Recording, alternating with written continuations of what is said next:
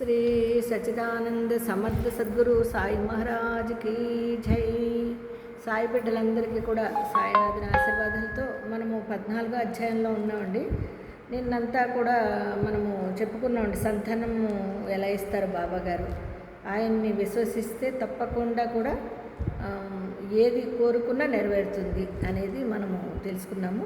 దాంట్లో దక్షిణ గురించి తెలుసుకున్నామండి. దక్షిణ గురించి క్లుప్తంగా చెప్పి ఈ అధ్యాయంను ముగించేదము. బాబా తమను చూచుటకు వెళ్ళిన వారందరి నుండి దక్షిణ పుచ్చుకున్నట అందరికీ తెలిసిన విషయమే. దక్షిణ అయితే తీసుకునేవారండి. ఎందుకు తీసుకునేవారు? బాబా ఫకీర్ అయినచో వారికి దేని యందును అభిమానము లేకుండెను. మరి దక్షిణ ఎందుకు తీసుకుంటారండి బాబా గారు?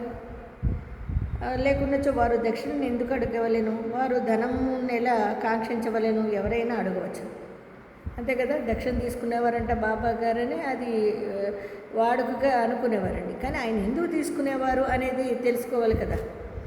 దీనికి పూర్తి సమాధానం ఇది. మొట్టమొదట బాబా ఏమీ పుచ్చుకునేవారు కారు. కాల్చిన అగ్గిపుల్లలను జాగ్రత్త పెట్టుకుని జేబులో వేసుకునేవారు. చూడండి, అగ్గిపుల్ల కాల్చిన తర్వాత దాన్ని మళ్ళీ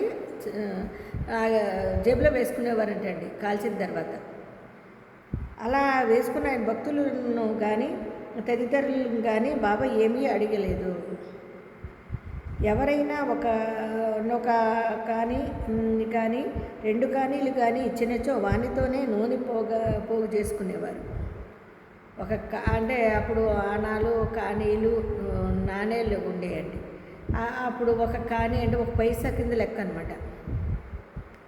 అలాగా 2 కానీలు కానీ 1 కానీ కానీ ఉంటే దాంతోనే నూనె పోయించుకునేవారు.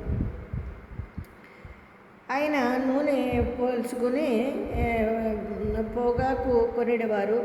బీడీ కానీ చిలుము కానీ పీల్చేవారు. ఆయన బీడీలు తాగేవారంటండి. చిలుము కాల్చుకునేవారు, నూనె పోయించుకునేవారు దాంతోనే. అలాగే రిక్తహస్తములతో యోగులను చూడరాదని కొందరు 1 కానీ 2 కానీ పైసలను బాబా ముందర పెట్టేవారు. ఇప్పుడు మనం చూడండి, ఎక్కడైనా గుడికి వెళ్ళినప్పుడు కానీ పెద్దవాళ్ళని చూడడానికి వెళ్ళినప్పుడు కానీ రిక్తహస్తములతో వెళ్ళరాదు అని మన పెద్దల పూర్వీకుల నుంచి వస్తుందండి, పూర్వకాలం నుంచి. అదే పద్ధతిలో బాబా దగ్గరికి వెళ్ళినప్పుడు మరి పెద్ద అయినా మన సద్గురు సాయినాథుల వారు ఆయన్ని చూడడానికి వెళ్ళినప్పుడు రిక్తహస్తంతో వెళ్ళగలుగుతామండి. అప్పుడు ఎవరొకరు ఏదో పట్టుకుని వెళ్ళేవారటండి. ఒకనొక ఇచ్చినచో బాబా జేబులో నుంచుకునేవారు. అర్ధన అయినచో తిరిగి ఇచ్చేసేవారు. చూడండి, ఒక కాని ఇచ్చినచో బాబా జేబులో ఉంచుకునేవారటండి. అర్ధన అయినచో తిరిగి ఇచ్చేసేవారటండి. అర్ధన. బాబా కీర్తి అన్ని దిశలకు వ్యాపించిన తరువాత అనేక మంది బాబా దర్శనానికి గుంపులుగా రాజొచ్చేది. అప్పుడు బాబా వారిని దక్షిణ అడుగుచుండెను. అదండి, బాబా గారు ఈ రకంగా తీసుకునేవారు కాదు. కానీ జనం వస్తున్నారు, ఆయనకి ఆయిల్కి కావాలి, దీపాలకి నూనె కావాలి, ఇలాగా దక్షిణ తీసుకునేవారటండి. దేవుని పూజ యందు బంగారు నాణ్యము లేనిదే ఆ పూజ పూర్తి కాదు అని వేదము చెప్పుచున్నది. అంతే కదండి. మరి దేవుని పూజ యందు నాణ్యం అవసరమైనచో యోగుల పూజలలో మాత్రమే ఎలా ఉండరాదు? అంతే కదండి. శాస్త్రములలో కూడా ఏమని చెప్పబడినదో వినుడు. భగవంతుని రాజును యోగిని గురుని దర్శించుటకు పోవునప్పుడు రిక్తహస్తములతో పోరాదు. పెద్దవారిని కానీ ఎవరినైనా దేవుణ్ణి కానీ ఒక పెద్ద వ్యక్తుల్ని కలవడానికి, ఒక రోగిని కలవడానికి వెళ్ళినప్పుడు రిక్తహస్తములతో వెళ్ళకూడదు. ఈ విషయం గురించి ఉపనిషత్తులు ఏమని ఘోషించుచున్నవో చూచెదము. బృహదారణ్యకోపనిషత్తులో ప్రజాపతి దేవతలకు, మానవులకు, రాక్షసులకు యను అక్షరమును బోధించెను. ఈ అక్షరము వల్ల దేవతలు దమము నవలంబించవలెనని గ్రహించిరి. అనగా నాత్మను స్వాధీనమందుంచుకునుట. అంటే దమమము అంటే నవలంబించవలసినదని గ్రహించి, అనగా ఆత్మను స్వాధీనమందుంచుకునుట దీని అర్థం అండి. అంతే కదా. మానవులు ఈ అక్షరమును దానముగా గ్రహించిరి. ఎల్లపై దమము, ఆ తర్వాత దానముగా వ్యవహరింపబడిందండి ఇది ఎంతయో కూడా. అయితే దానముగా గ్రహించిరి. రాక్షసులు దీనిని దయ అని గ్రహించిరి. రాక్షసులు వరకు వెళ్తే అదేమైంది, దయగా గ్రహించిరి. దీనిని బట్టి మానవులు దానము చేయవలెను నియమము ఏర్పడెను. మానవులు దానము చేయవలెనని ఒక నియమము ఏర్పడింది. దానము గట్టిగా విశ్వాసముతోనూ ధారాళముగాను అణగవతోనూ భయముతోనూ కనికరముతోనూ చేయవలెను. భక్తులకు దానము గూర్చి బోధించుటకు ధనమందు వారికి గల అభిమానమును పోగొట్టుటకు వారి మనములను శుభ్రపరచుటకు బాబా దక్షిణ అడుగుచుండెను. అదండి, ఇంతకీ మన కర్మల్ని మన పాపాలని నిర్మూలించడానికి బాబా గారు దక్షిణ అడిగేవారు. మరి ఆ విధంగా ఇందులో ఒక విశేషమేమన్నా, బాబా తాము పుచ్చుకున్న దాన్ని 100 రెట్లు తిరిగి ఇవ్వవలసి వచ్చుండెను. అదే అన్నారండి బాబా గారు. ఇప్పుడు ఆయన మన దగ్గర ఒక 10 రూపాయలే తీసుకుంటే ఆయన 100 రూపాయలు ఇస్తాడండి. ఎలా ఇస్తాడంటే అది వాళ్ళకి తెలుస్తుంది స్వభావం, గ్యారెంటీగా అండి. ఇప్పుడు కూడా అంతే. బాబా గారు 10 రూపాయలు మనము ఖర్చు పెట్టామని ఫీల్ అవ్వక్కర్లేదండి, మీకు 100 రూపాయలు వస్తుంది అంటే 9 ఇంతలు మనకి ఇస్తున్నాడండి బాబా గారు. అది ప్రతి సాయి బిడ్డ గ్రహించాలి. ఇట్లా అనేక మంది జరిగాను. దీనికి ఒక ఉదాహరణము, గణపతిరావు బోడసి అను ప్రముఖ నటుడు తన మరాఠీ జీవిత చరిత్రలో గడియకు బాబా దక్షిణ అడుగుచుండు చేత ధనముంచుకును సంచి తీసి బాబా ముందు కొమ్మరించిననియు. బాబా గారు అతన్ని అస్తమానం దక్షిణివ్వు అని అడిగేవారటండి. ఆయన అంటే మరాఠీ జీవిత చరిత్రలో గడియకు బాబా దక్షిణ అడుగుతున్నాడని ఎవరండి ఆయన? దీనికి ఉదాహరణగా గణపతిరావు బోడస్ అనే వ్యక్తి వచ్చినప్పుడు బాబా గారు అస్తమానం దక్షిణ అడిగేవారటండి. అది అస్తమానం అడుగుతున్నాడు కదా, నా సంచే బాబా గారికి ఇచ్చేసారటండి. ఆయన అలా కుమ్మరించేశారటండి ఆ సంచి అంతా కూడా. దీని ఫలితముగా ఆనాటి నుండి తన జీవితంలో ధనమునకు ఎట్టి లోటు లేకుండానని రాశాను. ఎల్లప్పుడూ కావలసినంత ధనము గణపతిరావు బోడస్కు దొరుకుచుండెను.